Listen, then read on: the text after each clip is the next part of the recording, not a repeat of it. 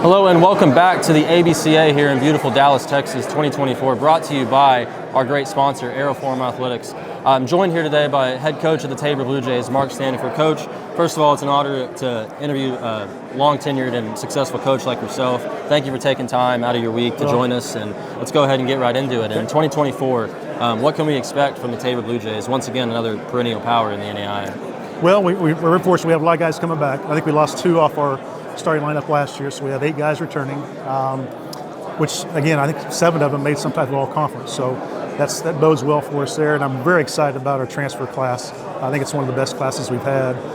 From a depth standpoint, probably the deepest class I've had in my 16 years, to be honest with you. So I'm very excited about it. The thing is, though, we haven't played a game yet, so I don't want to get too far ahead of myself.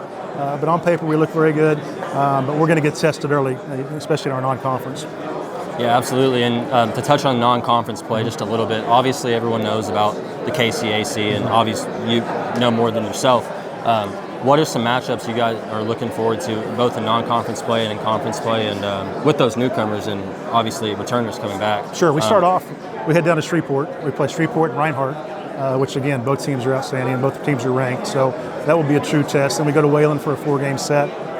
We play Texarkana for a 3-game set, and then Doane for a doubleheader at home, and Mid-America Christian for a doubleheader too as well. So we're going to be tested in our conference, so it's probably the most difficult. You know, we have to play a 3-game set in the weekend, and we have a midweek conference game too. So, you know, we're having to cover 4 games conference-wise, 3 of those being 9 innings. So it tests your pitching staff.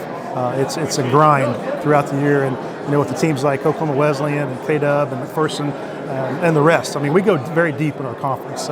It's going to be a true test. And once again, you are in your 16th year now. You've been around the block quite a bit, both in conference and out of conference. A lot of people talk about culture in programs like that. What would you say would be the biggest factor into building that culture there at Tabor, and what's led you to so much success? You know, the expectations we put, you know, and that passes down. Each class that comes in does not want to be the class that lets that down, because we expect to go in and compete. And it took a while to get that. I mean, the culture is a big, big deal. And once you establish it, then it makes it a lot easier because it is passed down to each class. So we'll go out there and compete. Guys that come in, and that's really why we've been so successful. I mean, I attribute it all to our players that we've had in the past, our coaches that we've had now and current and in the past have helped establish that. But your culture is a big deal, and the expectations to go out there, and you know, everybody's goal is to get to Lewiston, right? But you have to look at that day to day, and if we can accomplish everything day to day that we set out to do, there's a great chance we can get there. Awesome. Well, Coach, thank you again. Thank you for taking time out of your busy week to come on and go ahead and enjoy the rest of your weekend, and looking forward to the Tabor Blue Jays here in 2024. Well, we sure will. Thanks a lot. Thanks, sir.